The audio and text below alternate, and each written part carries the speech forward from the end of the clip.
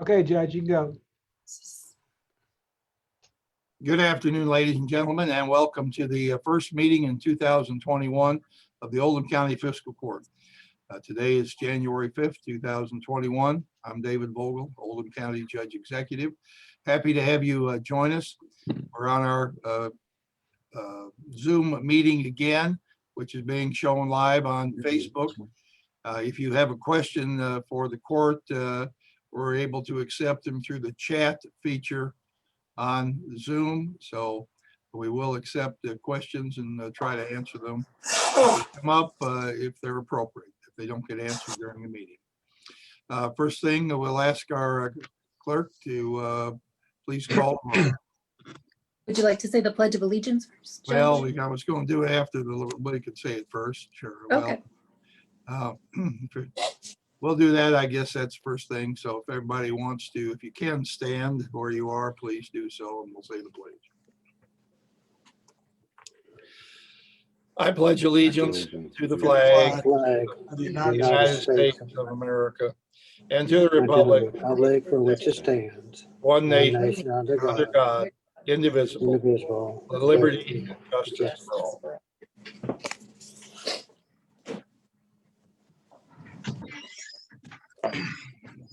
All right, Denise, please call the roll. Magistrate Likens? Is he there? He's here. You're muted, Brent. He's muted. Magistrate Tice? Here. Magistrate Harrison? Here. Magistrate Greenwell? Here. Magistrate Hounds? Here. Magistrate Hawkins? Here. Magistrate Dye? Here. Magistrate Logston? Here. Judge Vogel? Here. Having all members of the fiscal court present, this meeting is now in session. Is there a motion to accept the agenda? So moved. Second. Are there any additions anyone would like to make? Judge, I'd like to have a moment to talk about a finance committee meeting coming up. All right. About the police issue under shifts. All right. It's a short moment. All right. We'll add that after personnel number J, after under personnel. Okay, thank you. All right. Anyone else? Hearing none, all in favor, please say aye. Aye. Any opposition? Motion carries. Now we'll ask Denise Clark, our fiscal court clerk, to please read the minutes from our final meeting in the 2020 that was on December 15th. The Oldham County Fiscal Court convened at a regular meeting at 2 p.m. via Zoom and Facebook Live with Judge Executive David Vogel, Assistant County Attorney Tate Combs, and the following magistrates in attendance: Brent Likens, Wayne Tice, Albert Harrison, Steve Greenwell, Chris Hounds, Stephanie Hawkins, Bob Dye, and Michael Logston. Motion made by Magistrate Dye and seconded by Magistrate Hounds to approve the agenda as submitted. Motion carried unanimously. The meeting minutes from December 1st, 2020 were read aloud and approved unanimously. Judge Executive Vogel noted during the reading of the minutes from December 1st, 2020, it was described that Special Judge Karen Conrad dismissed the case regarding the tax increase implemented by the Oldham County Extension District Board in 2017. County Attorney John Carter declined to accept the judgment by Judge Conrad and has appealed the case to the Kentucky Court of Appeals. The Extension District Board and Judge Executive Vogel have been added back into the parties of the case. It will take 4 months to a year to have the issue resolved. Leanne Comer, Preparedness Coordinator, Health Education Director at the Oldham County Health Department, provided an update on COVID-19. County Jailer Mike Simpson presented Sergeant Jimmy Walker with a plaque recognizing Jimmy for his 20 years of service to the citizens of Oldham County. Police Chief Greg Smith presented Major Neil Johnson, Assistant Chief of Police, with a plaque recognizing him for his 20 years of service to the citizens of Oldham County. Chief Smith also recognized the following officers for outstanding achievements. New recruit Mason Klein graduated at the top of his class with a 96% average, and Officer David Ingram was selected as Officer of the Year. During public comment, Larry Kaiser expressed his appreciation for Jimmy Walker. Motion made by Magistrate Logston and seconded by Magistrate Hounds to authorize the payables as submitted. Discussion followed. Motion carried unanimously. Motion made by Magistrate Harrison and seconded by Magistrate Helms to authorize the judge executive to sign the annual service contract agreement with Advanced Systems Technology, Inc. in the amount of $5,748 as submitted. Discussion followed. Motion amended by Magistrate Harrison and seconded by Magistrate Helms to authorize the judge executive to sign the annual service contract agreement with Advanced System Technologies, Inc. in the amount of $5,478 as submitted, with the later addition of a non-disclosure agreement addendum. Motion carried unanimously. Motion made by Magistrate Dye and seconded by Magistrate Logston to authorize the judge executive to sign the lease extension agreement and amendment for the 117th Congress District Office located at 110 West Jefferson Street, LaGrange, in the amount of $0 as submitted. Discussion followed. Motion carried unanimously. Motion made by Magistrate Helms and seconded by Magistrate Dye to authorize the judge executive to sign the COVID-19 Relief Fund Memorandum of Agreement to receive the second round of CARES money in the amount of $770,311 as submitted. Motion carried unanimously. Motion made by Magistrate Dye and seconded by Magistrate Logston to accept the resignation of Adrian Hughes effective 12/1/2020 as submitted. Motion carried unanimously. Motion made by Magistrate Harrison to postpone the termination of Mark Husband effective 12/19/2020 as submitted until the fiscal court meeting on January 9th, 2021. Discussion followed. Magistrate Harrison withdrew his motion.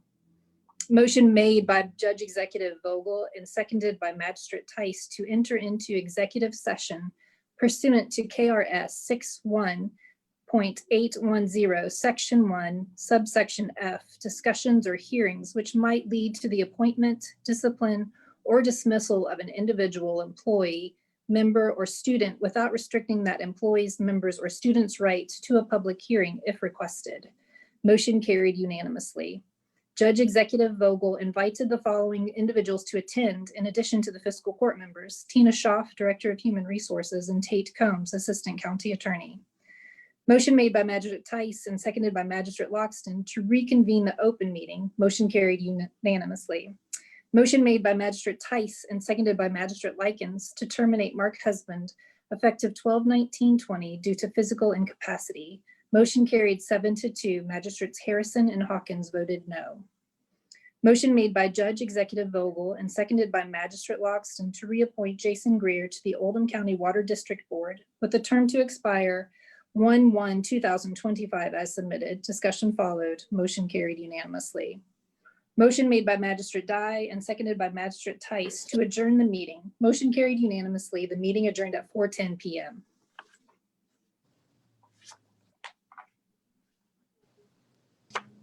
You've heard the reading of our minutes from December 15th. Is there a motion to accept? So moved. Right. Are there any, I do have one question I raised. I believe, Denise, you said that Magistrate Harrison asked for the personnel decision we discussed to be postponed until, yeah, I believe you said January 9th, but shouldn't that be January 5th? He had asked for the second meeting in January to have it postponed until the second meeting in January. Okay, well, that wouldn't be the 9th either. It was 19th. You said 19? Okay. Yes. I misunderstood you. I'm sorry.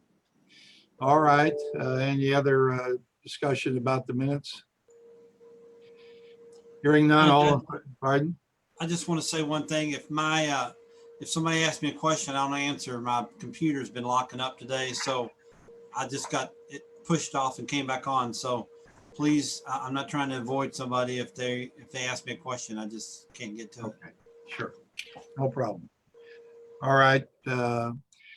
Hearing no other discussion, all in favor, please say aye. Anyone opposed? Motion carries. All right. I mentioned earlier that if we have any individuals who like to raise a question during public comment, they can do so by submitting their question on the Zoom chat line.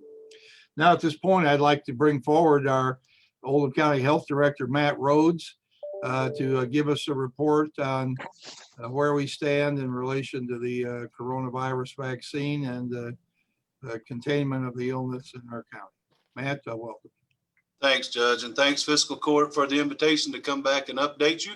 I apologize to Deputy Nuss for my erratic acceptance of the meeting request, but I'm excited to announce that we are running a drive-through COVID vaccination clinic today for our healthcare workers. So we're targeting that group first, and I'll discuss that in a little more detail as we move through the discussion.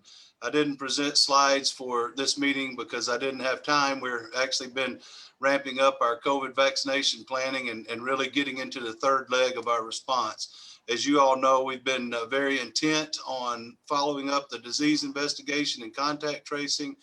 The second leg, we ramped up our testing capabilities here locally, and now we're into the third phase, and the most exciting phase for most, I think, and that's our vaccination campaign. I do want to caution the community still that we are seeing community transmission of COVID-19. We were concerned about the Thanksgiving holiday, and we were very excited after the holiday that we saw a bit of a decline in case counts. Unfortunately, that hasn't held true for the Christmas holiday season. Over the New Year holiday weekend, we had roughly 175 cases. And as that relates out, it's more than 35 per day. So we're still maintaining an average of new cases daily, about 35. So we want to continue to caution individuals to wear masks, practice social distancing, hand washing, and the environmental controls that have been suggested since the start of this outbreak. But to get to I think the meat of the matter, that is our COVID vaccination campaign, because we're fielding multiple calls, as you might imagine. I know you all are probably fielding those calls as well. We are being truly inundated, and we've been somewhat reticent to publish any information, because if you put a date out there and you can't stick to that target date, people start to criticize and ridicule your approach. But I want to let everyone know for sure we're working tirelessly day and night to roll out this COVID vaccination campaign. The one challenge that we're being faced with now is the scarcity of vaccine. Our original allocation of vaccine, we received 300 doses. Thankfully, we did receive more this weekend. We have an additional 500 doses, and we've also been working in partnership with Baptist Health LaGrange. So if I can, I will lay out for you this, it's a tiered, phased approach that we will be utilizing for vaccinations. The first phase, there's 3 phases, but really it's 4 phases, because phase 1 is a 1A and 1B. In phase 1A, that was the EMS staff, which was actually vaccinated by Baptist Health LaGrange, our staff here in the department, and our MRC volunteers that are going to help us with the vaccination campaign moving forward. The next group is our hospital workers not previously covered, and that started this week. Today, many of them are included in the vaccines that we're administering today. And then our non-hospital healthcare workers. So all of our populations that practice care, whether it be dental care or primary care, any of those doctors' offices, mental health too, we're reaching out to all of those different entities. And like I said, due to the scarcity of vaccine, we're taking a very targeted approach. We only have a certain amount of appointment slots that we can allow people to register for, so that we don't have to go back and cancel the appointments that they've made. But now that we have more vaccine, we're going to be opening that up. We had a clinic scheduled for today and Thursday. We're going to be opening up another clinic tomorrow and pushing that out to the individuals in these closed pods. And then next week, we'll be operating 4 days, Monday through Thursday, with clinics still targeting the individuals in the phase 1A. And phase 1B is our first responders and essential workers. And thanks to the partnership with Baptist Health LaGrange, those are going to be covered by Baptist Health LaGrange. Really excited and encouraged by the partnership with emergency management. Director Nart is reaching out to all of those individual first responder agencies, collecting contact information to Baptist Health LaGrange. They're going to be making contact to schedule appointments for that population. We plan to have that completed next week. And then ultimately, we start, after we complete this week and next week, our hospital and healthcare worker population, our first responder and essential workers. We go to the next high risk group, which is our age 70 and over population. The data suggests very clearly that the death risk for that group is much higher, and they should be targeted as it relates to our vaccination campaign. So as it stands now, we're targeting begin that the week of January the 18th. And as we see how this clinic rolls today, and we're able to get some evidence that suggests successes as well as challenges that we might have to overcome, then we'll be able to roll that out more succinctly and more completely to the community. One of the challenges that we are faced with is the data requirements. Any vaccine that we administer, we're required by the CDC to enter the data, do the paperwork, as they say, within 24 hours of vaccine administration. So as you can imagine, if we give 100 or 200 or 500 doses, the data management of the paperwork that needs to be completed the following day within 24 hours matches that number of vaccines being administered. So that is a limiting factor as we move forward. But then ultimately, February the 1st, we hope to start partnering with the schools, Oldham County schools and our private schools in the community to begin vaccinating their staff and both their faculty and staff, and moving through that population, hopefully very quickly. And then phase 2 is our general population with comorbidities. We're hopeful to start that beginning in February sometime. I can't give a date certain today, but as we roll through these clinics and get some more data to manage how effectively we're going to be administering as well as completing the data entry, we'll be able to publish a date very soon. And then after that general population with comorbidities, we move to the larger general population. We're creating new processes daily, as you might imagine, because this is truly a once in a career pandemic. At least we hope it is. But so we're creating new processes, and as we create those new processes, we find successes and challenges that we have to fix and make sure that we do a course correction in some cases. But once we roll this out, there will be a registration process on our website for individuals to do a pre-registration. They'll be able to see the fact sheet for the emergency use authorization. They'll be able to see the HIPAA document that most people are familiar with when they go to their healthcare provider. And then they'll be able to fill out what is called the patient encounter form. Once they submit that to us, they will get a confirmation back on their email that they submit as part of that. Giving them the appointment date and time certain, and then they'll be able to come here. We're going to have a drive-through clinic where people stay in their car, drive through, get their vaccination. We have an area set out back where people can park and wait the recommended 15 minutes. And thanks again to the EMS partnership, we have staff out there that are on standby in case there are any adverse events so that they can respond and help those individuals that might be having any adverse events. Of the doses that we've administered to date, we have had no adverse events. Some people have had soreness in their arm, and some people said they'd had a headache the following day, but nothing significant to date. So with that, I will stop and answer any questions that you all may have. All right, well, that's certainly, a good summary. And I know, are you putting this information out on your website as well? We will be. We have not yet. Like I said, we've been reticent to do that because of the uncertainty, the scarcity of vaccine. It's hard to schedule an appointment and set definitive times if you don't know you're going to get vaccine. But I was comforted by the fact that our resupply order did get met this week, and our second dose of vaccine came in. So hopefully we'll be ready to roll that out in the coming days and clearly communicate to the public what the expectations are moving forward. How many are you requesting, like 500 units at a time, or what's our normal request? Initially, that has been our request. Yes, the first group that we requested was just 300 to make sure that we could get a process in place and start rolling it out, which we have. The second request was 500. And as we see that we can have competence and skill around that administration and data entry, then we'll continue to increase the amount that we order weekly.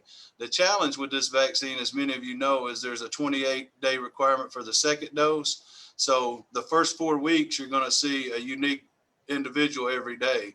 The second 4-week period, you're going to have to see the same individuals that you saw the first 4 weeks. So in order to make sure that you're hitting new people each week, you've got to expand your human resources and your amount of doses in order to be able to reach more of the population. So that's something that we're working through daily and making sure that we're trying to cross all the T's and dot all the I's.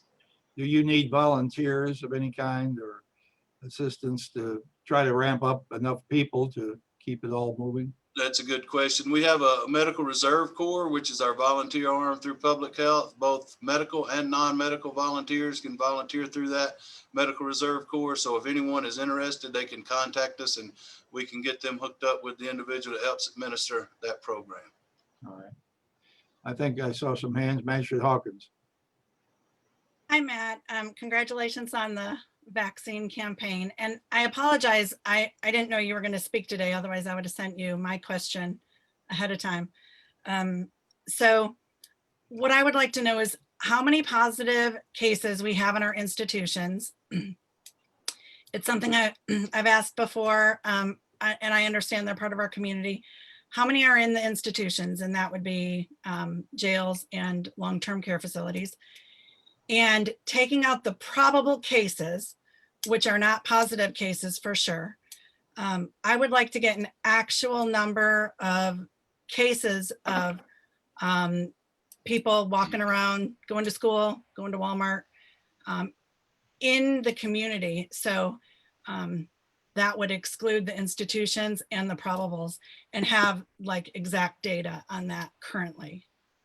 We'll do that. I don't have that data available today. Like I said, I was running around earlier trying to help with some of the process issues for our drive-through clinic. So I didn't know that I was even going to be able to make the meeting. And it was like within the last 10 or 15 minutes that I advised Deputy Nuss that I would be here. So I apologize for the erratic response in accepting the meeting request. But if you will send me that specific question in writing, I will get that data for you. And just one point, I hope that anyone that has the virus isn't out walking around in the community. I'm hopeful that they're isolating and staying away from others so that we can cut down on that transmission chain. But we'll definitely get that information and feed it back to you. We do know that we have an increased case count in some of our correctional facilities, but we're also still seeing community transmission as well. The point of that, the walking around Walmart comment is, not in an institution where they're not walking around and breathing on the rest of us who are walking around. Sure. Absolutely. I understood the intent of the question. I just wanted to make sure that people understand that if they are sick, that we please request that they isolate. So will you have this information before the Thursday school board meeting? If you send it to me today, I will work in earnest to get that for you. Okay. Very good. Thank you. Thank you. Magistrate Logston. Yes, Mr. Rhodes, thank you for your service. I have a technical question, I guess. So all the virus or the shots we're giving out now is Pfizer, right? No, we're giving out Moderna vaccine. So are they, was there, I keep seeing these news articles where they were talking about giving just a half a dose of Moderna, which would protect you from maybe getting into the hospital, to be able to give more people the shot. The Pfizer, I heard you couldn't do that too, but I heard that the Moderna, you could cut it in half for the people that are younger and be able to spread it out further than, it's just a technical question I just had on my mind. Right, yeah. And I've heard that same thing from the news outlets, but haven't heard any guidance from the Department for Public Health from Kentucky. So until we get guidance from them, we would not be changing our course of action. Well, I know you have it under control. I was just I just had a question about it. Yeah, I understand. And to your point, I just don't know at this point in time if that's a possibility. We do know that they're multi-dose vials, so we're actually drawing the dose out of a vial. There's 10 doses in each vial. So if that's the case, then if we can double up the capacity, that's just great news for the community. Thank you, sir. Thank you. Anybody else have a question here? I know you said that, obviously hospital workers, patient contact people, even others who work in the hospital, plus first responders, long-term care workers, and so forth.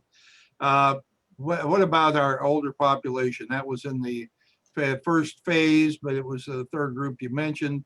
Right. I'm getting calls from people that are asking about, is this something you think that they'll be able to start signing up for in the next, on the 18th or sooner? My hope is that they'll be able to sign up sooner than that. I'm very hopeful that we'll be able to start administering vaccine on January 18th. So there's a pre-registration process prior to that. and I'm working day and night with our contractor to try to make it so that it's as easy as it can be to register. There may be a need for them to have a family member or someone help them, but it provides the necessary details for us up front. If we can get them through that registration process, and ultimately it's all vaccine dependent. So we have to have some assurance that we're going to have vaccine in order to administer it. And again, like I said, you don't want to schedule those appointments out into the future if you're not going to be assured of having the vaccine. But as soon as I receive that assurance and we're able to work the process out so that it's as easy as possible, we're going to sit it out on our website so those that are 70 and over can register. And again, I hope to be able to start administering vaccine on the week of January 18 to the 70 and over population. Are you ready at this point to start accepting applications for after the 18th? No, sir. Not yet. Not at this point in time. And when we do get ready, we'll send that communication out through all the mechanisms that we can find that will share that information. But I would advise people to watch our website, and it's oldhamcountyhealthdepartment.org, and they can find, hopefully there'll be a very visible button that they can click on to say, schedule your vaccine appointment for COVID. All right. Magistrate Harrison. Thank you, Judge. Excuse me, this ties in with what Matt's saying. The VA Medical Center down on Zorn Avenue is currently contacting veterans they have in their system age 70 and over to determine if they want to have the vaccine. And they're compiling a list so that when they do get the vaccine, they could call people on that list and schedule them for an appointment. So veterans might be aware of that and sensitive to it. If you see a call coming in from the VA, that's probably what it is. And the question I did hear this morning was that some people thought that this would not be available on a drive-through basis, but I believe I heard you say it would be. Yes, that's the model that we're performing right now, is a drive-through model. It just helps us expedite people in and out much quicker than people coming into the building. Magistrate Harrison. Right, I forgot to mention that is the same model that the VA will be using, will be drive-through. Great. Anyone else? All right, Magistrate Logston. If you need, I mean, I could help a couple hours a day. Real estate's kind of slow right now. If you need people to help fill out paperwork or something like that, I'm more than happy to spend an hour, 2 hours a day filling out those cards or whatever. So just let me know if I can help you. Absolutely. I really appreciate the offer, and there may be a need for that. The administrative work around this process is growing daily. Right, Matt, thank you for being here. Appreciate what you and the other staff at the health department are doing and what all our healthcare workers are trying to accomplish. So please keep us posted, and we'll try to relay as much as we can to the community. People are asking and they need it from all sources we can deliver the information from. So Absolutely. All We right. appreciate it. If you know a public health worker, please thank them. It goes without saying that the healthcare worker community needs to be thanked and praised for their work, but public health workers have put in a huge commitment throughout the last 11 months. But thank you for the invite. We'll be participating in future meetings. Right. We're going to meet again 2 weeks from today. We invite you to come back at that time. Thank you. Thank you. Thank you so much. All right. Let's go on now to the next item on our agenda. And that is the payables. When you're ready, we'll pay the bills. Make a motion that we pay the payables.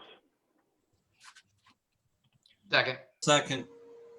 Any questions on anything in the stack of bills here today? All right, seeing nothing, all in favor, please say aye. Anyone opposed? Motion carries. The next item on the agenda here is the under contracts and resolutions, a letter of intent to change our employee reporting system.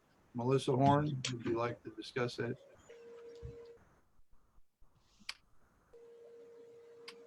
She here? I'm trying. Oh, okay. Well, you made it. Can't see you, but we can hear you. Yeah, Kevin has to do something so you can see me. Okay. Judge, can I ask a question while we're waiting Sure. for Melissa? On the sheriff's, did I miss you saying that? I skipped it. My fault. Yeah. We'll go back. All right. We'll go back as soon as we're done with the payables. Bob Noble, we'll come back to you. I'm sorry. Okay, I can't see you, or you can't see me. It's a Kevin thing. Okay. We would like to replace the current time clock system with a similar module that's offered by Paylocity. And what we spend today now, he says I can do this. Hey, Here you are. you guys see me now? Sorry. That's okay. Today we spend about $16,000 annually for the time clock system we have with paychecks. The module with Paylocity would cost us annually about $5,000. So we would be saving $11,000 a year. The initial setup and the purchase of new time clock devices, if you will, is $9,700. So we end up saving money by going with Paylocity. We also get a more modern system, if you will. This is one that we no longer have to use fingerprints for employees to clock in and out. This system uses tablets, and it takes a picture every time somebody clocks in and out. So that covers our buddy punching possibility by taking that photo.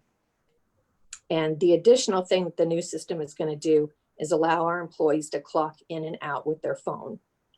If we so choose, department by department, employee by employee, but it does give us that option. So All right. asking you to approve All right. that.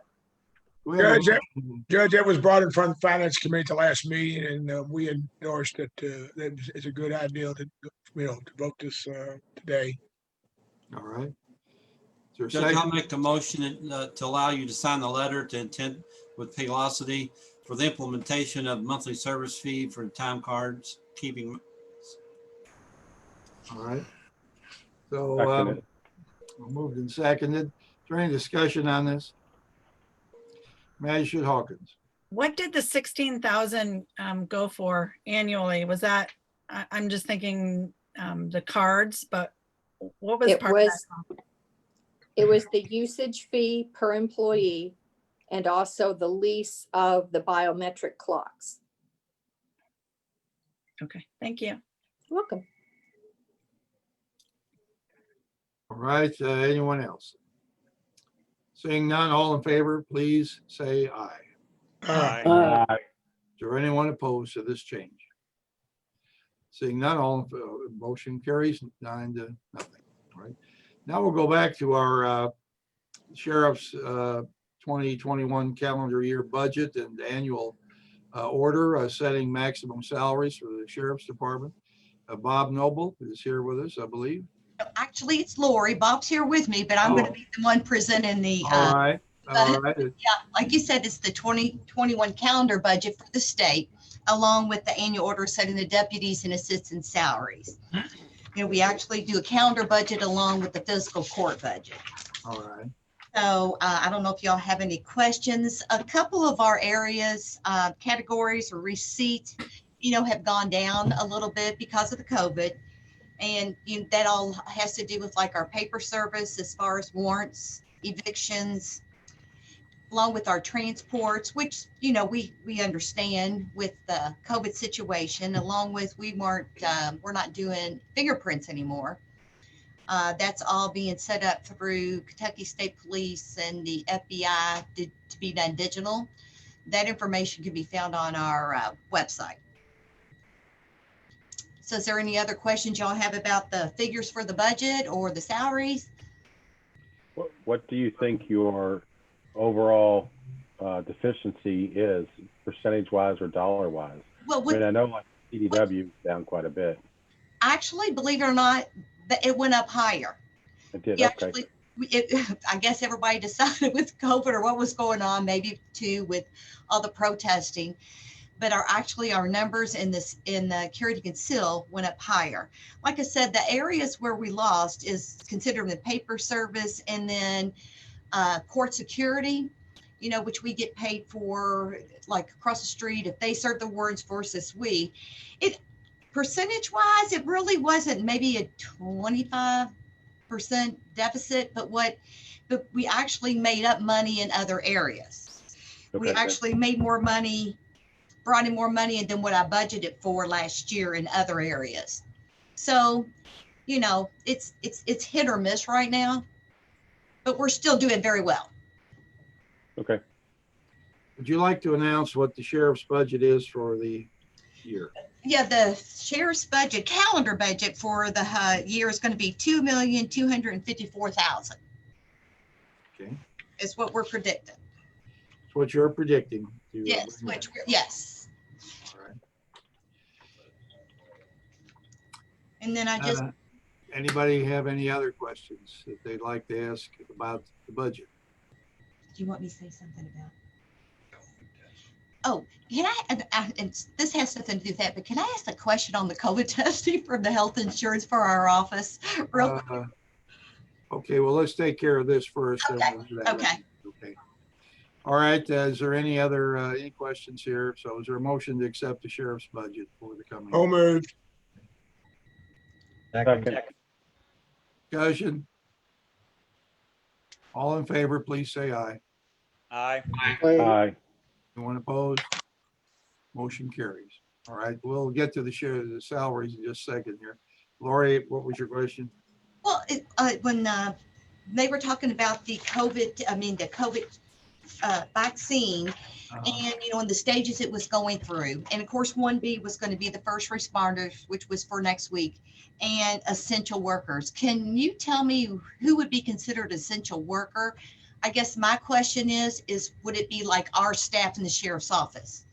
Would we be considered essential worker? I think you'll have to ask the sheriff, you'll have to ask the health department that question. All right, I didn't know if I need to ask you. You know, I will make sure to. we don't know what the answer to that is. They are able to finally grade the circumstances. You're not working in a jail. You're not working in a hospital.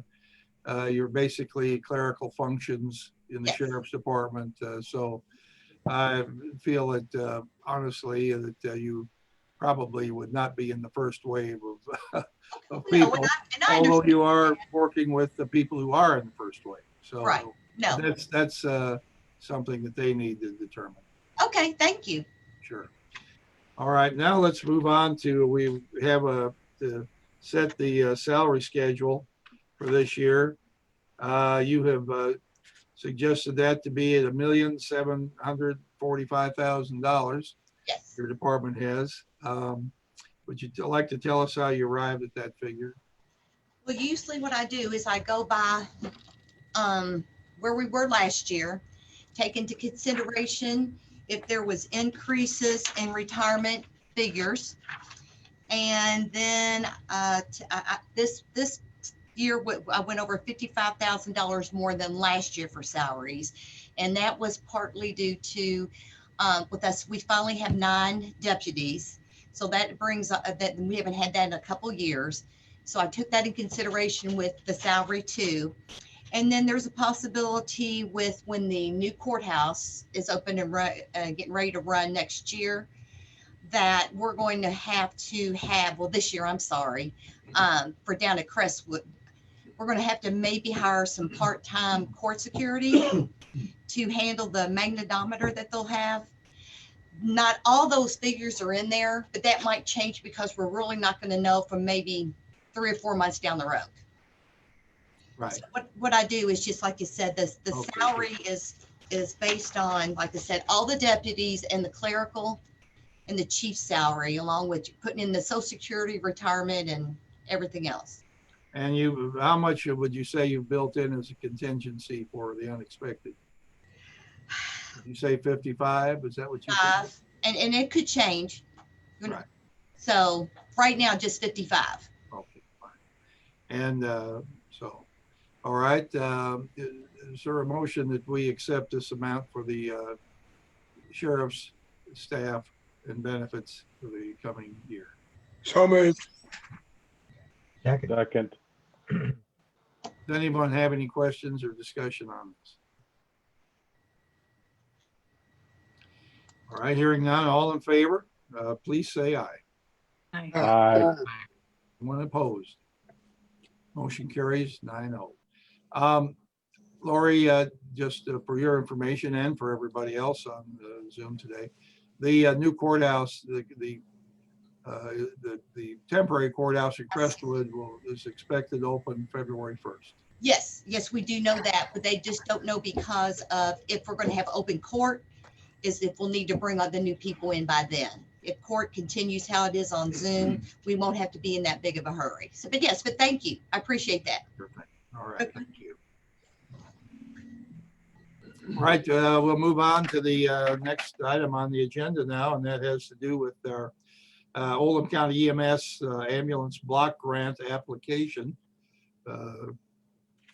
EMS is asking for us, they need our support or my signature to apply for a $50,000 grant from the Kentucky, who is it, Emergency Ambulance Board? Somebody along that line got a name similar to that somehow here.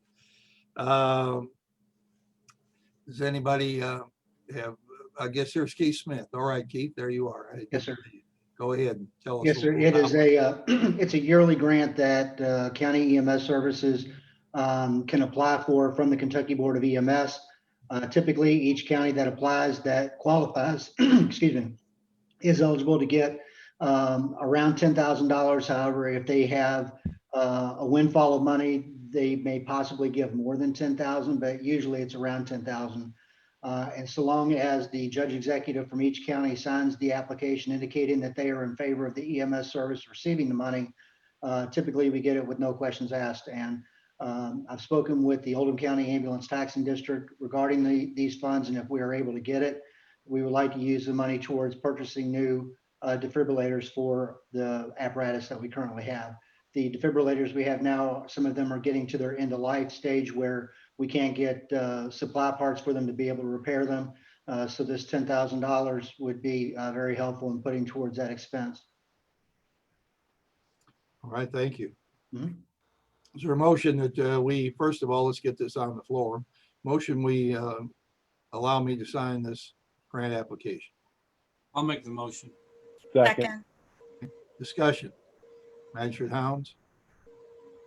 Keith, I'm confused because you said 10,000, but the amounts for 50,000. Are we, if there's more money left over, then we're okay with getting more than the 10,000? Is that what we're trying to do? Absolutely. Any free money we can get, we'll go for it. Okay, but we typically only get $10,000. That's correct. Correct. Yes, sir. And if memory serves, at 50,000, that only buy one defibrillator, right?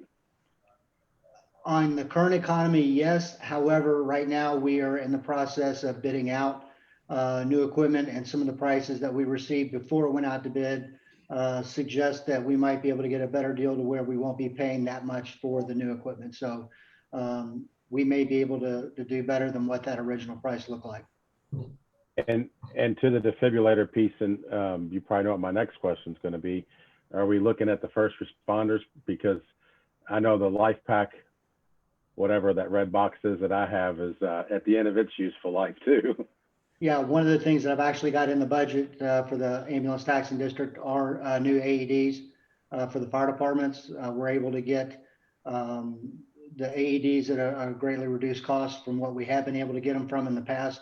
And for the court's knowledge, what has been done years ago was when the fire department started doing EMS first response with us, each fire department was given up to 3 AEDs through a grant that the state had in order to be able to support us.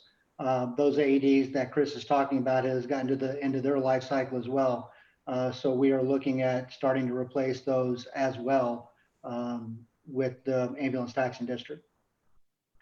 And I know because I'm on the finance committee, I believe that there were 1 or 2 departments that asked for AEDs, and I don't know if they bought them or not, but keep the county in mind. Fiscal court may be interested in replacing some of ours or purchasing. I can't remember if it was animal control or somebody was looking for one, but Just Sure, keep that in mind, please. The pricing that we're able to get is much better than what the economy is.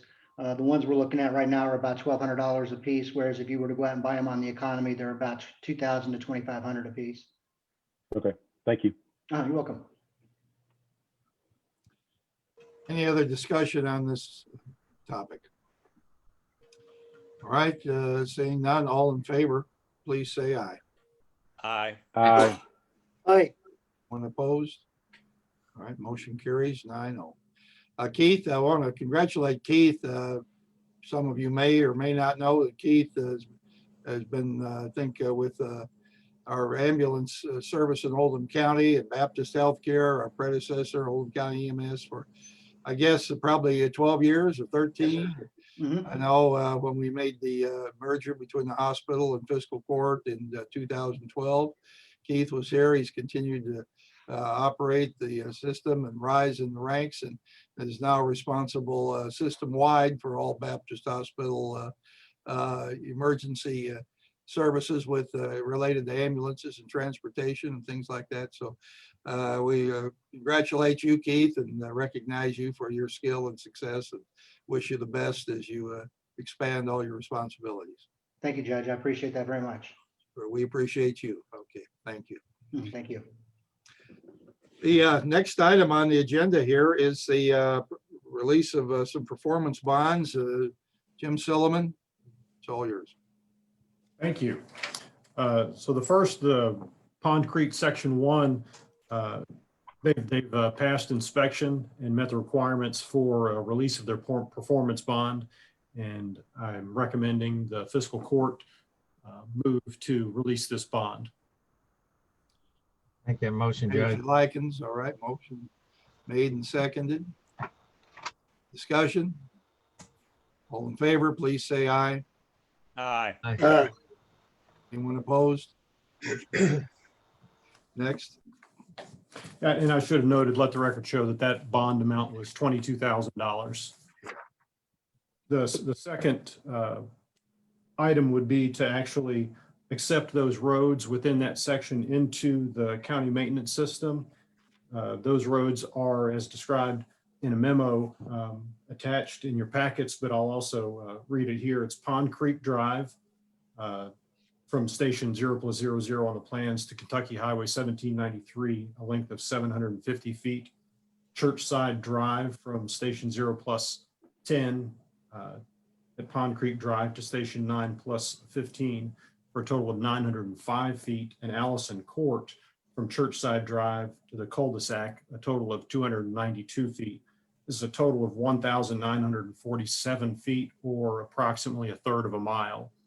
And again, with the release of the bond, I'm recommending the fiscal court accept these roads into the maintenance system. This was discussed at road committee today and was recommended from the road committee. Make that motion. Okay. Magistrate Likens made the motion. There's a second. Second. Second, Magistrate Greenwell. All right. Um, Any discussion? Magistrate Likens. Yes, sir. Jim, I thought that when we released a performance bond that they were automatically taken into the county road system. Is that not correct? No, sir. We've, the way I understand it and have been, I guess, taught is we need to have this separate motion to be on record and have it separately in the minutes that these roadways, and then we can process them appropriately. Any further discussion? All in favor, please say aye. Aye. Aye. Opposition, nay. Motion carries 9-0. Continue on. Certainly, thank you. So third item, this is the recommendation to release the erosion control bond for the East Kentucky Power Site, the Bluegrass Dual Fuel Project. This site is located in Magistrate Hawkins District between 146 and Commerce Parkway. And again, similarly, they have met the requirements of the bond, and we're recommending the court release their bond. All right, this is an amount of $58,285. Yes, sir. The motion to release this bond, I'll make that motion. I'll second it. moved and seconded. Anybody like to discuss any of this? Did this go through road committee also? Yes, ma'am. Okay, thank you. All 4 of these went through road committee. Okay, thank you. All right, seeing no further discussion, all in favor, please say aye. Aye. Aye. Anyone opposed? Motion carries. All right, and lastly, for me, I have the recommendation to release the erosion control bond for Brentwood Residential Subdivision, Section 3. That one is located in Mr. Magistrate Dye's district. The amount is $36,800, and similarly, they have passed inspection for release recommendation. I'll make that recommendation, Judge. Second. All right, moved and seconded that the erosion control bond for Brentwood Section 3 be released, $36,800 returned to the developer. Now, all in favor, or any discussion on it, first of all? And all in favor, please say aye. Aye. Aye. Anyone opposed? This motion carries as well. Thank you. Thank you. The next item here under personnel action and board appointments, we have the reappointment of the county engineer. Tina? Good afternoon. We have the reappointment of Jim Silliman as our county engineer with a term to expire 4 years from now, which is January 21st, 2025. Make that motion, Judge. I will I'll second. second. Moving second. All right, this is statutory position, and that's why it's appointed for a 4-year term. Jim, as I might say, has done an excellent job since he's come with us, and I'll get kudos from across the county, and appreciate what he's done. Magistrate Greenwell. Thank you, Judge. And I just would like to say I agree with you about how good a job he has done. And then my other comment is, I think we're 2 years into his employment.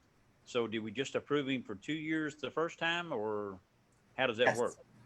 We chose to do it for 2 years. You have 2 or 4-year appointments. I see. So Okay. the initial appointment was for 2 years. Any other questions? Magistrate Logston. I just want to say, Jim, thank you for your hard work. Anytime I have a question, you're always there to answer them for me. I appreciate your service. Magistrate Dye. I'd like to echo what everybody said. Jim, you do a great job, you and your staff. They all work well together. You work well with planning and development. So I get a lot of the developers that I speak to, they're very satisfied with it. I think the court's very satisfied. So hope you get this 4 years and many more. All right, Jim is the Magistrate Likens.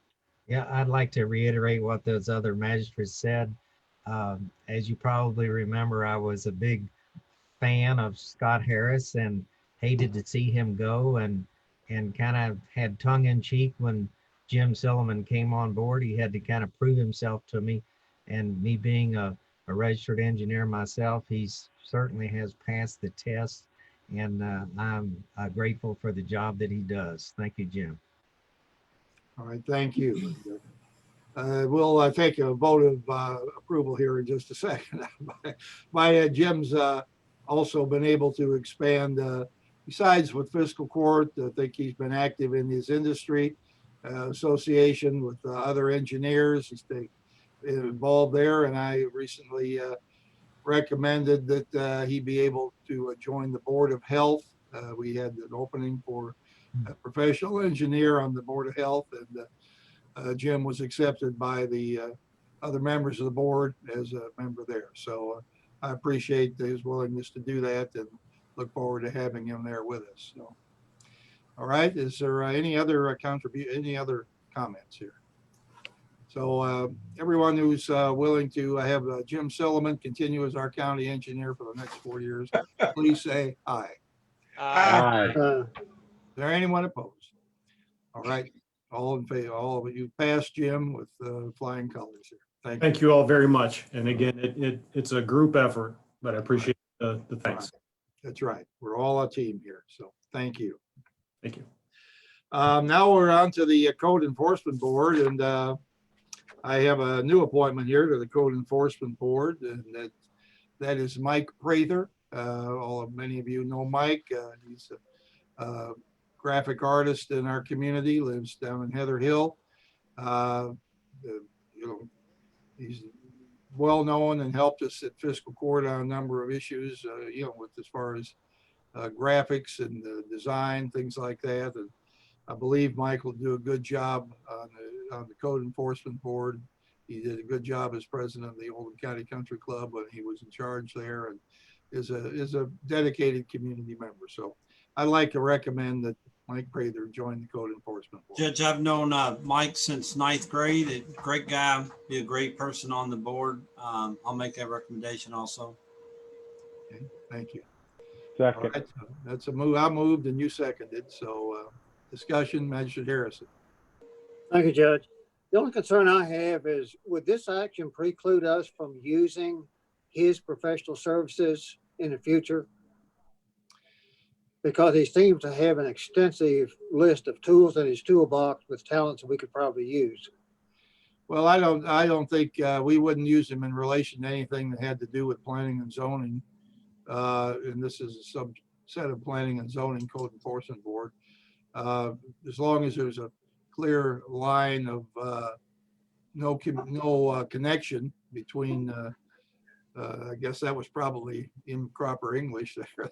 As long as there's no clear connection between anything we might ask him to do for graphic arts and the working on the code board, I don't think it'd be a problem. If somebody thought it was a problem, we could refer it to the ethics committee for, the decision. Thank you. Okay.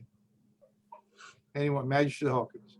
Is this a paid board position, and is he replacing somebody that stepped down, or did they get asked to leave their position, or is this an open new position? No, this was, I've responded to requests to broaden participation on boards with people who haven't been on boards. And that's been one of my goals from the beginning here. But I generally, honestly, have let people serve 2 terms, and the individual was replaced here, had been 2 terms on the board. And so that's generally enough on all boards to give everybody a broader chance in the community to have a chance. There are a few exceptional circumstances where somebody may just have a skill set that is not easily replaced. Code Enforcement Board's a position that requires, common sense and a feeling for the community and the listening to the assistance provided by our planning commission people. We've revamped a little bit how the code enforcement works. The code board, code enforcement officer has the ability to issue fines right now. We didn't have that, in the past. Everybody who was not cooperate had to appear before the board, and then they were generally given a chance to correct their behavior, and it strung things out a lot further than it needed to go. At this point, we issue a fine, and if they can appeal their fine to the code board, if they don't react, they get a bigger fine. We hate to have to enforce fines on people, but unfortunately, across a broad range of people, there are some who just simply won't cooperate in a reasonable way for maintaining their property in a respectful manner. Junked RVs and travel trailers and tires and all kinds of things laying around in a residential neighborhood are not appropriate. So we get on that and try to keep people, encourage them to clean up first, but we have to have a little bit of authority behind it if they just won't see things from the community point of view. So, right, this is a new position, and it was in response to the request that we broaden participation on boards. Is there a financial compensation? Not exactly. They get $75 a meeting. Okay. All planning commission related commissioners get, is it 75 or it might be 100? I'm not sure. Planning commission, I think, gets $100. I believe these get 75. So Thank you. I think it's $100 a meeting. That's what I thought it was too. for these. For the all- planning all- commission. Okay. We've varied that up and down as time went on. It can take multiple hours, like a half a day sometimes if you get the right situation, or all day in regard to the planning commission. So. On the evenings. Right, they're measured to likens. Judge, whatever it is, it's not worth it. That's just a lot of work. Financially, it's worth it from the point of view that you're Yes. participating in helping your community be a good place to live. But you will not make any money on these boards. And virtually all the rest of them that, except maybe the Oldham County Water District, all the rest of them are scot-free. You don't get anything. You don't even get that. So, and people who get on this aren't there for the check. They're there because they want to contribute and be a useful member of the community. Is there any other discussion on this? All right, hearing none, all in favor, please say aye. Aye. Aye. Anyone opposed? Motion carries. Thank you. All right, now I believe Magistrate Dye had something he wanted to bring up after this item. So Magistrate Dye. Thank you, Judge. I just want to let the court know that the Finance Committee will be having a special meeting next week regarding an issue with the Oldham County Police Department on a consideration of a shift change going from 8-hour shifts to 12-hour shifts. So if you have any interest in that and voicing your opinion, I will be sending out the date and time, and it'll be on Zoom. And I got some feedback. Somebody's saying, Brent's going to have to get somebody to quiet down there. But anyway, it'll be next week. So I will give out the time and date. And if any magistrates or anybody listening would like to hear about it, then you're more than welcome to attend that meeting. That's it. All right, thank you. All right, we don't have any public comment that is, come to us through the chat line here. So we'll be ready to wind up our meeting in just a couple of minutes. We'll have a few closing comments from magistrates if they have any. Magistrate Logston. All right, I think I read your lips there. Nothing, Judge. All right, Magistrate Greenwell. Judge, I was just thinking about this vaccine rollout and how the governor's already said it's not going as fast as it should. And I just wish the federal government would turn it over to Amazon, and I think everybody be vaccinated within about 2 weeks, I think. So. It may happen. I know. When you're waiting for something, things always seem to go slower than what you want them to, particularly when you're waiting for something like this. But I do feel that we have come a long way, and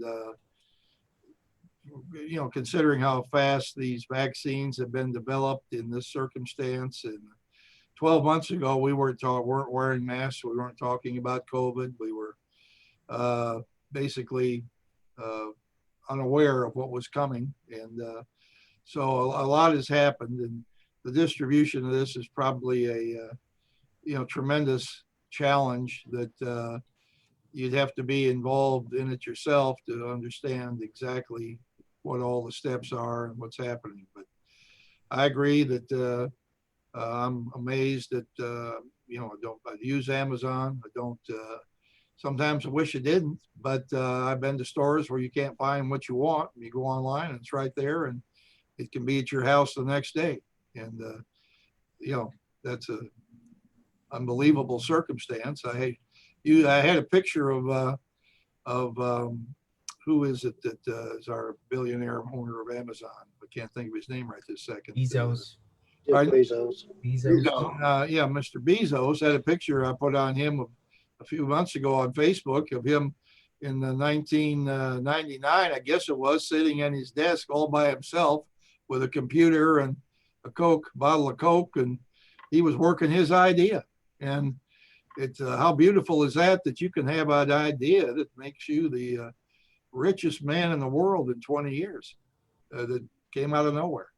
That's why everybody wants to come to America, so just have to do it in a way that's orderly and safe and protects our existing jobs.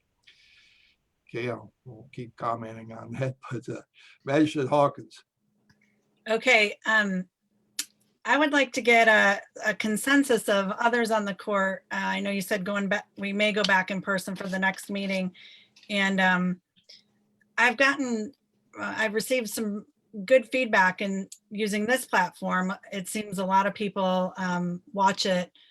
More people watch it seemingly on Facebook than they do a few days later on YouTube. But I haven't talked to anyone else really on the court except for Magistrate Likens about the usefulness of this format in perhaps some of the meetings in the future. And so maybe a discussion to have. It was brought up, maybe the second meeting of each month, we could meet in this platform or something like that. So just want to throw that out there. I think it's a useful platform for many reasons. But the other thing is we're 2 years into our 4-year term, and just wanted to say I'm still grateful to be here. All right, thank you. All right, Magistrate Dye. Yes, Judge. On the rollout of the vaccine, it brought me back to thinking the other day about some of the people on the court about my age when they did the rollout of the Salk vaccine. And it seemed like to me that worked out pretty good. Sometimes I wonder if people reinvent the wheel. Look at what you did in the past, and maybe that worked just as well. But that's all I got. Thanks. Hey, thank you. Magistrate Likens. Thank you, Judge. I just want to pass on the feelings of all the magistrates and offer my condolences on the passing of your little sister, Linda, in the past week or so. And just tell you that we all think about that. Thank you so much. I appreciate that. It was a hard Christmas for us this year. It's still hard. Magistrate Tice. I have nothing, Judge. Thank you, though. Thank you. Magistrate Hounds. Yes, Judge, thanks. I don't know if he's watching, but when we were in session personally, I would give Jay McDowell grief and say, when's the new camera system going to be up and running? And I believe in talking to Jay that we would be able to broadcast the fiscal court over multiple mediums at the same time, where we couldn't do that with our current technology. So I don't know if that's something Jay can maybe send out an email to us and tell us where we are on the new configuration of the new cameras and maybe that we can use in the future to broadcast it on Facebook and other mediums. I asked the members of the public safety group to provide statistics for our February meeting, their run volume. And I was trying to find the information when Keith Smith from EMS was on, but in talking about COVID and everything, in Oldham County, they did over almost 6,200 runs last year, which is a lot for that service. And I think that to Keith's credit and to Oldham County EMS's credit, they do a great job of providing that emergency medical service to us. Thanks for their efforts in 2020 and here's to 2021. I'm sure it'll probably be another increase. It has been year over year. The other thing I was going to say is that we've got the kids maybe going back to school. I know mine are at home now, and hopefully they're going to go back next week. But hopefully people will remember that. And with the weather changing, I've watched the weather every day, and some days, like it was yesterday, we had freezing fog and some slick spots and that.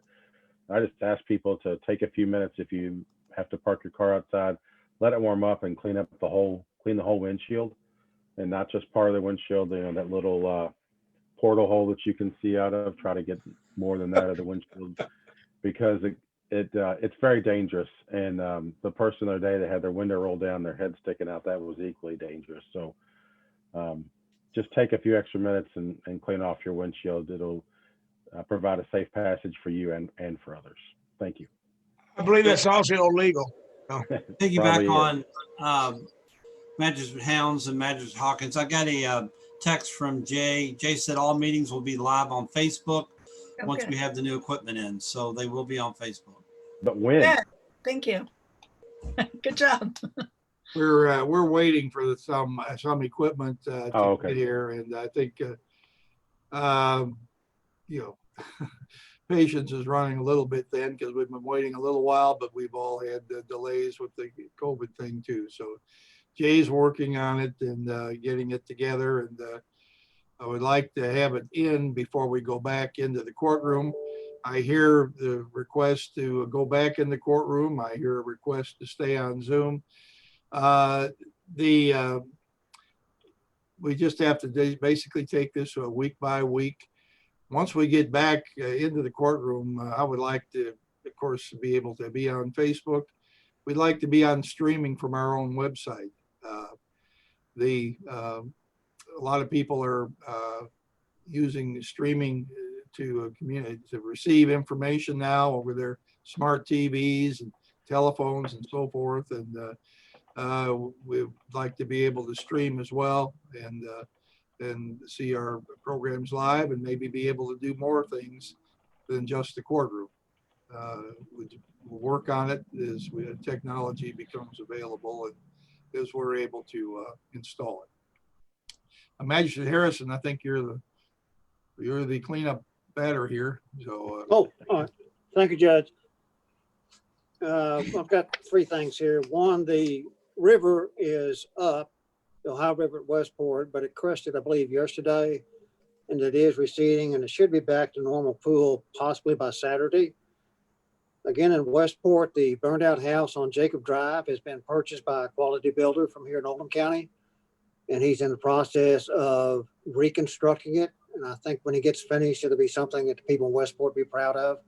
It's not his first rodeo, and I've seen other houses he's done. There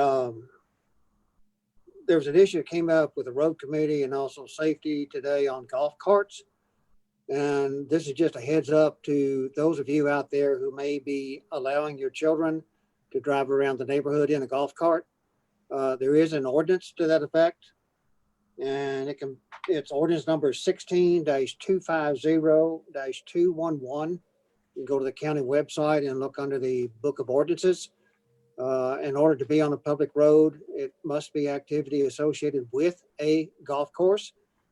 The operator must be a licensed vehicle driver, and there are also other rules that apply to it. So we just don't want to see people injured in golf carts in places where they do not need to be. So there'll be more information coming out on that later. Be careful and be safe. all right, thank you. I'm just happy to start a new year. We're into the second half of this term, and we have a lot of irons in the fire here. I'm not going to delineate them all, but just say that this is going to be a good year for Oldham County. We're going to move the ball forward, try to do things to improve and enhance the services and the living standards in our community here. I appreciate working with all the members of the fiscal court, as well as the other boards, commissions, and just ordinary citizens in our community. So we thank you all, and we look forward to a good, happy year, particularly if we can get the masks off and the COVID behind us. So in that reverse order, I guess, but whatever, if we can make some progress. So in just a moment, we'll be going to a meeting of the Oldham County Public Facilities Construction Corporation. That meeting is made up of the three magistrates on the building committee, as well as the county judge and Stan Clark. So you're all invited to stay and watch, but that is a meeting participated in by those committee, those people, I mean. Is there a motion to adjourn? So moved. Second. All in favor, please say aye. Aye. Motion adjourned, meeting adjourned. Thanks, Denise.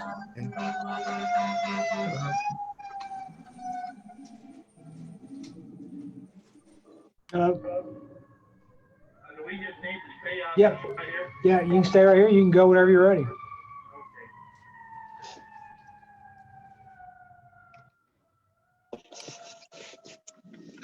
Right, when the fire truck is now past my office, so we can have a meeting of the Oldham County Public Facilities Construction Corporation.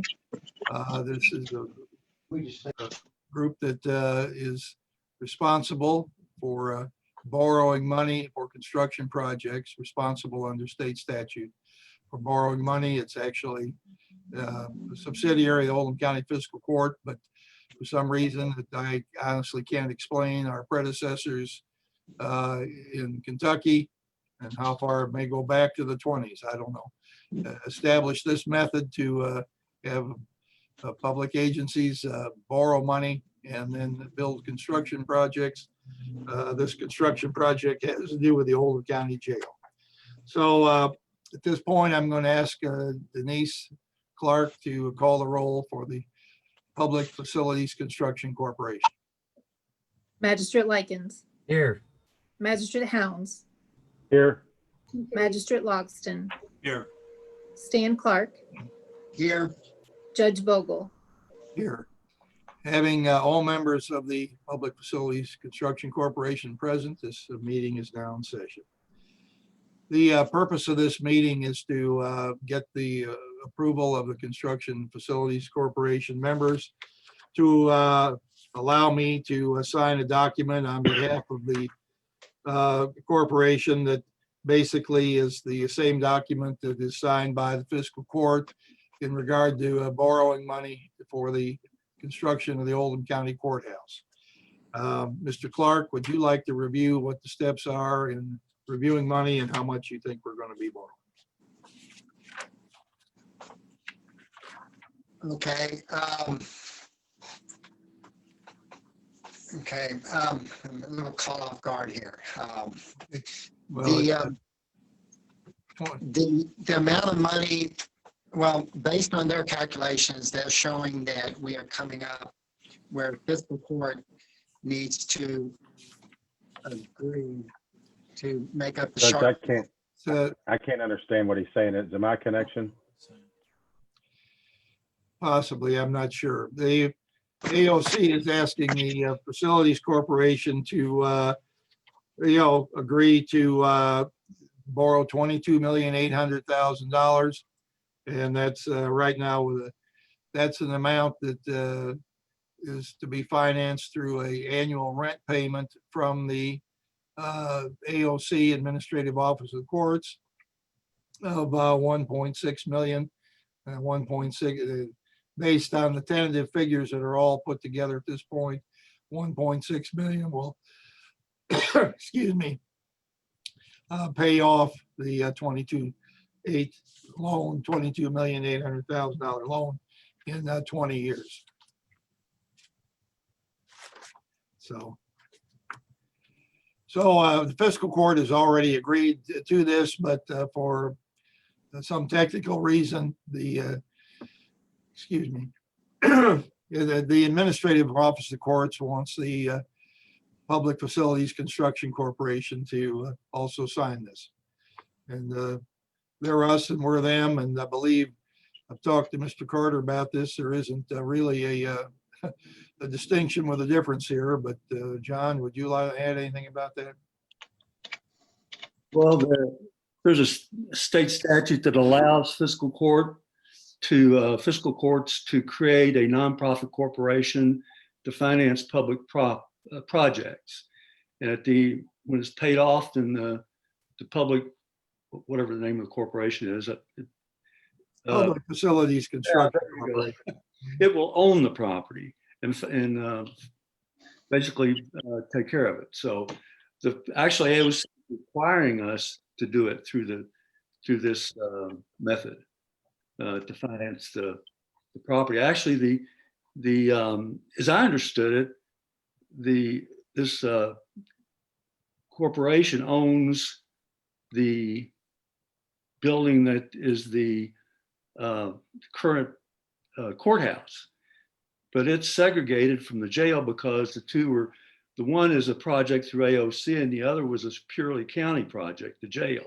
So they had to be segregated. So right now, the corporation owns what is now the courthouse, and the county owns the part of the property that the jail sits on.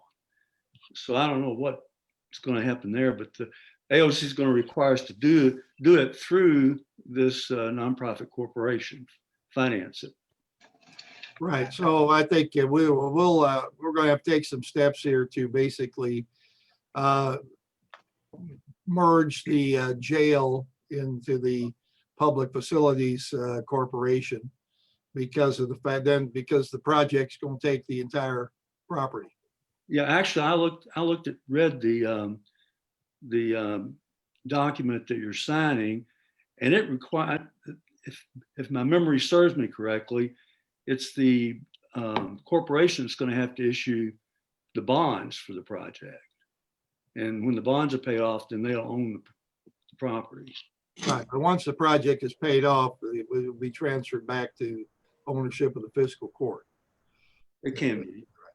You have to check with AOC on that. I don't know. But they may require. Well, they're going to pay a rent. The point that confuses me is that the Public Facilities Corporation, Construction Corporation, has no way to generate money on its own other than through the fiscal court. So I don't know why I'm having voice trouble today, but I'm having a little bit. But it's like I say, it's apparently a distinction with a difference, but it's two sides of the same coin. Magistrate Hounds. Judge, you were going down the path I was going on. I mean, usually when a creditor lends somebody money, there's collateral and there is the ability to pay. And in our case, this entity, we have no means to generate revenue. I guess the backing of fiscal court to this company, to this entity, is what's going to give the bond issuers satisfaction that we're going to pay back. I mean, I don't know. It seems kind of muddy to me, but well, it's just a hoop they're making us jump through. And we did it with the jail or the detention center. We had the same circumstance. They want these facilities corporations to own these construction projects. And we're at a loss as to exactly why, but fiscal court is going to be responsible for, we're the ones with the rating. So I don't think anybody's going to borrow any money from the Public Facilities Corporation without the support of the fiscal court. And so we can try to find out what the basis is. Like I say, I think it's something that probably goes way back and has been repeated and repeated and repeated, and not by us, but by the state people ad infinitum for years, but no one's explained to us exactly. So Judge, when we do this, this 22,800,000, if we can time the market, and I know that's not a good term to use, but understand what I'm going to say, we could get a better interest rate to where the 1.6 pays it off sooner. Are they only going to pay up to whatever amount? I mean, it's $32 million, and if my math is right. Let me contribute. It's currently they're willing to pay $1.6 million, and these bonds are going to be issued to get the maximum cash received net for $1.6 million in annual payments. And what we're hoping is, whereas we show a need, $26.4 million based on current estimates, And there's using a 2.19% interest rate says that's only going to give us 24 million. We're coming up short. We hope to get it perhaps at a slightly better interest rate and work on some other fees. And the exposure to fiscal court actually be less than 2 million for. Right. I've asked for consideration to increase the use allowance. That's what we call the rent payment, from 1.6 to 1,745,000 a year. That would actually cover our 2.4 million that we're putting forward to help move the old building. So at this point, members of the building committee,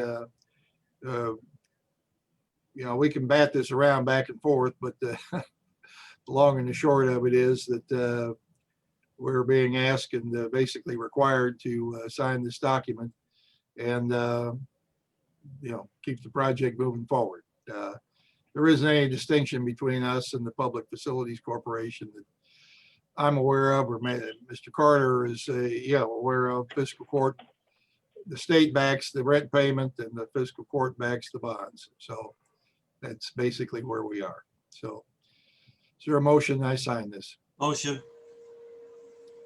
Second. Has a second. Okay. All in favor, please say aye. Aye. Aye. Brent, did you say anything? You're muted, Brent. You're mute. Brent? Aye. Okay, thank you. Aye. All right. And I guess, Mr. Clark, are you and I too? Aye. Yeah. Board. Okay. All right. Thank you. We'll try to get some clarification on that, but I don't really know. I'll have to ask where this comes from. So, okay, same difference. So with that, I don't think we have any other items on our agenda here. So is there a motion to adjourn? Motion. All right, all in favor, please say aye. Aye. Public Facilities Construction Corporation meeting is adjourned. Thank you.